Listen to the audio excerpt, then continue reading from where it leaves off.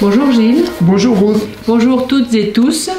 Alors aujourd'hui nous vous emmenons comme promis sur la suite de l'analyse de la personnalité de Donald Trump avec l'énéagramme.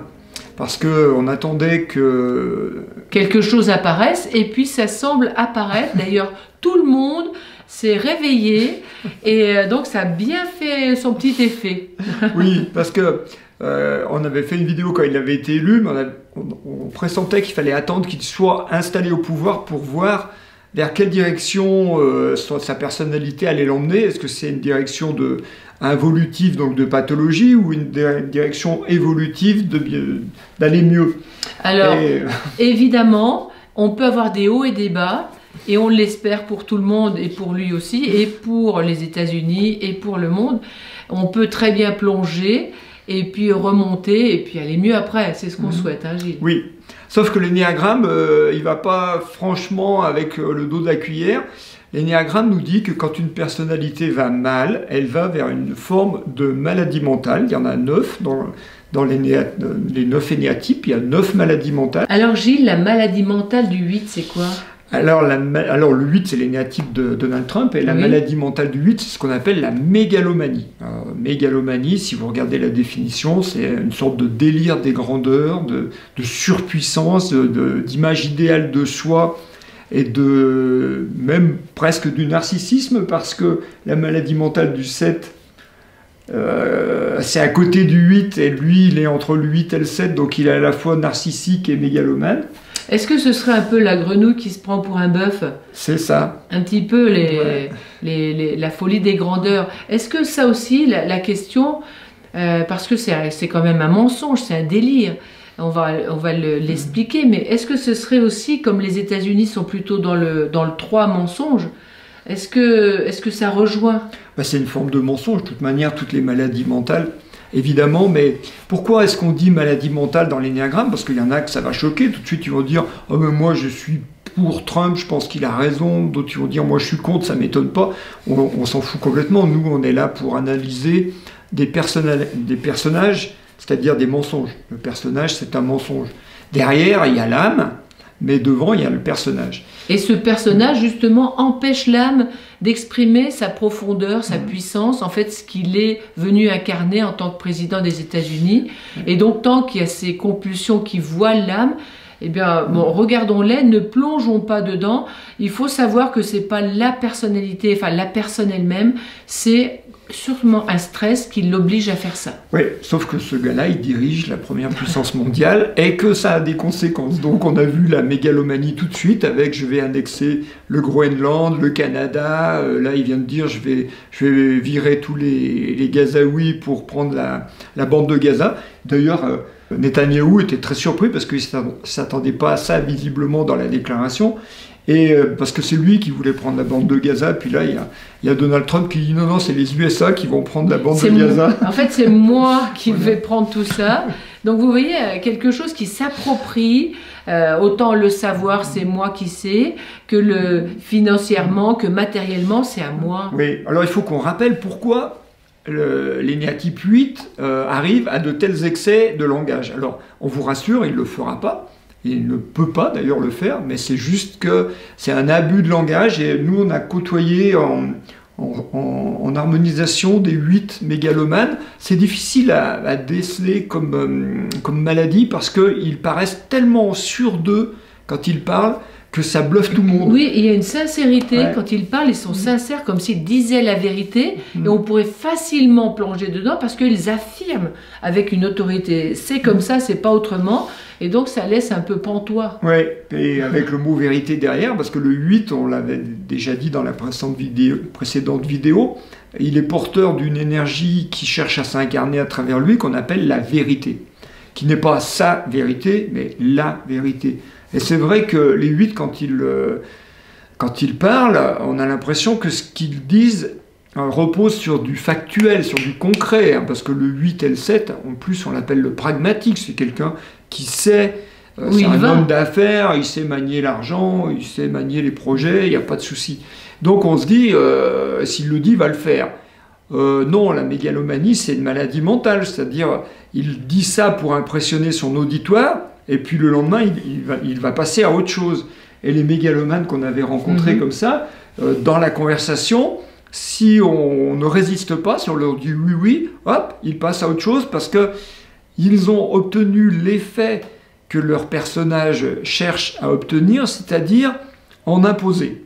Leur personnage veut paraître fort, parce que derrière, il a peur d'être faible. Et donc, en disant, moi, je vais faire ça, je vais annexer le Groenland, je vais annexer la Corse, tiens, on lui propose la Corse, il y en a qui ont dit avec humour, il n'a qu'à prendre la Corse aussi.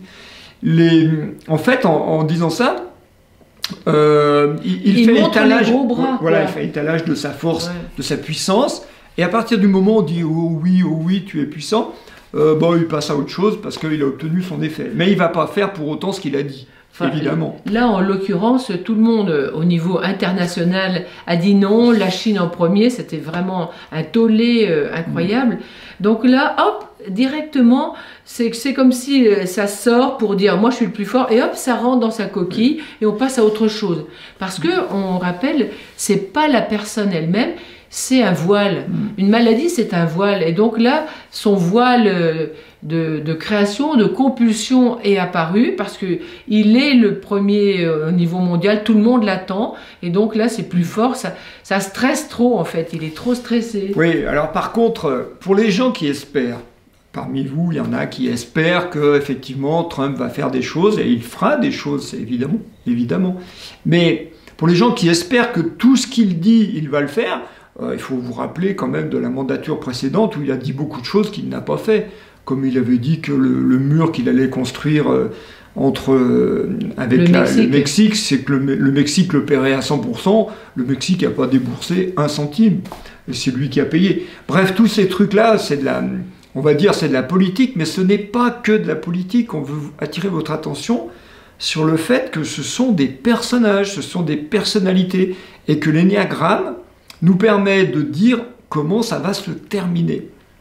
Parce que à partir du moment où quelqu'un va mal, on peut prédire ce qui va se passer. Quand quelqu'un va bien, on ne peut pas savoir. Ouais. Mais si quelqu'un va mal, on peut savoir comment ça va se passer. Alors, déjà, une chose, si des fois, on ne sait pas s'il y a des dirigeants politiques qui regardent cette vidéo. Un truc qu'il ne faut pas faire avec le 8, c'est faire la lavette. Il ne faut surtout pas se coucher par terre et faire la chiffre molle, parce que le 8 a horreur de ça. Il ne respecte en aucun cas les gens qui sont des mous. Il va respecter que des gens qui lui tiennent tête. Il faut le savoir. Donc, Poutine, il va le respecter.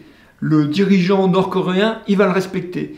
Le chinois, il va le respecter, même si le chinois, il fait un peu anguille. C'est ça, il n'aime pas trop le 8. Il aime bien les gens francs du collier qui lui tiennent tête. Ça, il va respecter. Mais parce que le 8 est instinctif, donc il perçoit les entourloupes, il les sent à distance.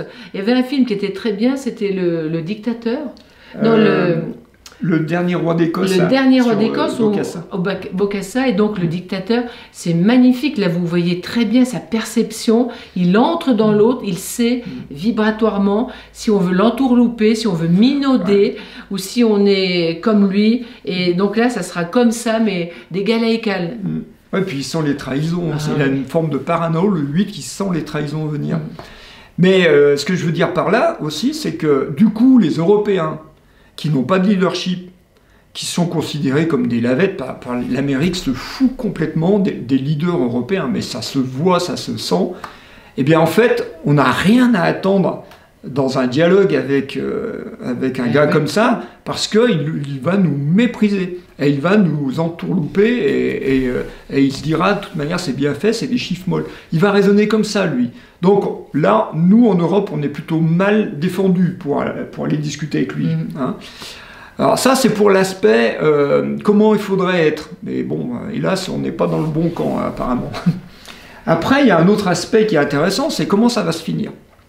Parce que dès qu'il a été intronisé, dans la semaine qui a suivi pratiquement, il y a eu un truc qui ne vient pas de lui, mais qui est un signe qui vient de la Chine, et ça a été l'arrivée de DeepSeek sur l'intelligence artificielle chinoise, qui a dégommé en une journée Je crois que le leader des composants Nvidia, là, il a perdu 500 milliards de dollars de cotation en une journée. Enfin, c'est une catastrophe absolue.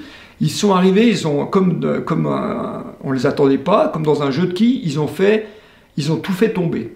Et en fait, l'Amérique rêvait d'être la superpuissance de l'intelligence artificielle et de dominer le monde par l'intelligence artificielle, notamment avec ChatGPT et puis tous les suivants.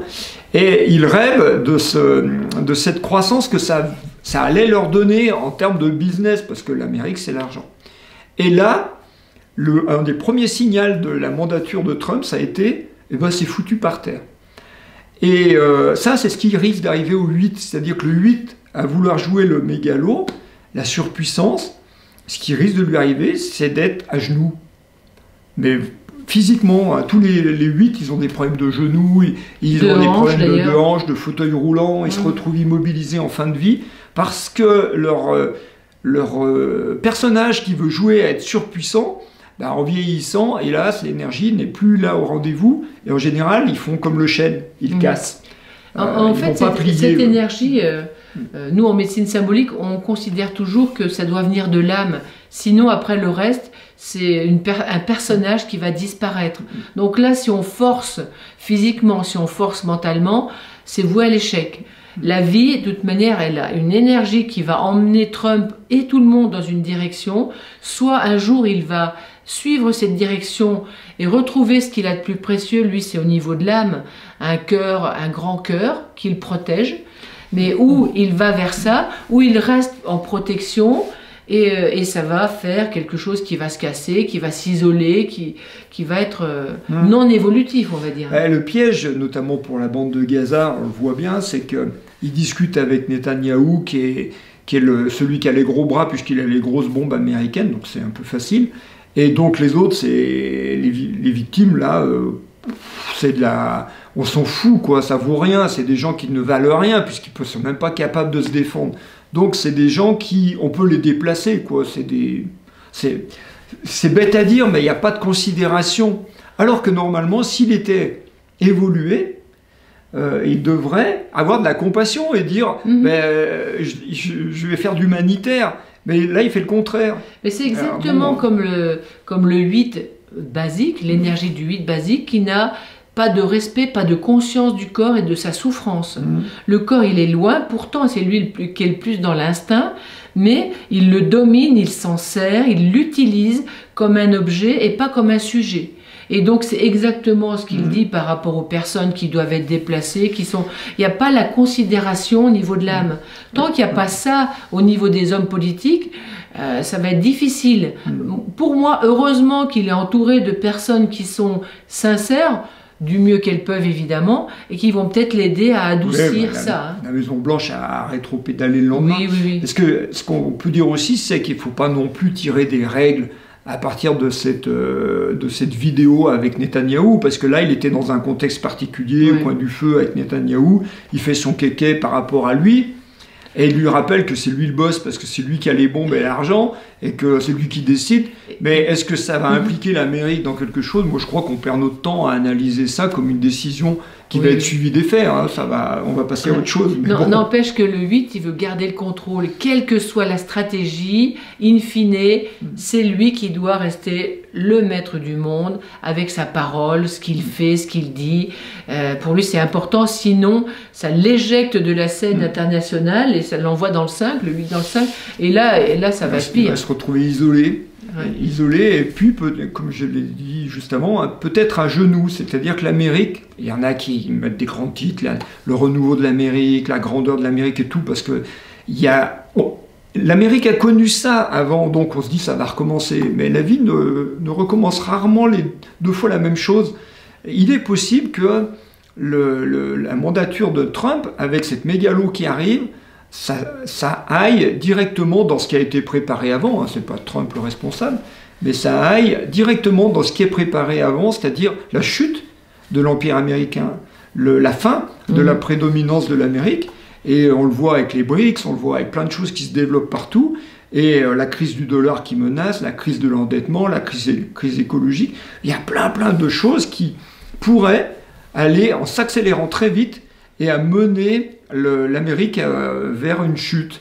Parce que ça serait l'énergie de Trump s'il va mal. Peut-être. Donc voilà ce qu'on peut imaginer.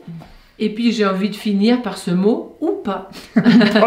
Ou pas. Parce que là, la vie, elle est pas programmable, elle a d'autres intentions, on ne peut pas l'imaginer. Et ce qui va se passer demain, dans 8 jours ou dans 1 an, eh bien malin qui peut le savoir. Donc à suivre. Oui, on va continuer à observer et puis faire des vidéos. Puis comme tu disais, l'Amérique n'est pas un pays 8. Hein, l'Amérique est un pays 3. Donc est-ce qu'une personnalité 8 peut influencer à ce point un pays qui n'est pas du même énéatype? Bon, c'est à suivre, hein, comme on verra. On va voir. Mais là, il y avait des signaux intéressants de vous dire, regardez ça d'un autre œil, parce qu'il ne faut pas tomber dans le panneau de prendre ça au pied de la lettre. Eh bien, à suivre.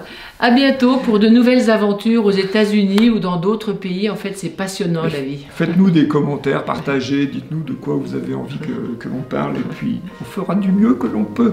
Allez, on vous embrasse. À bientôt.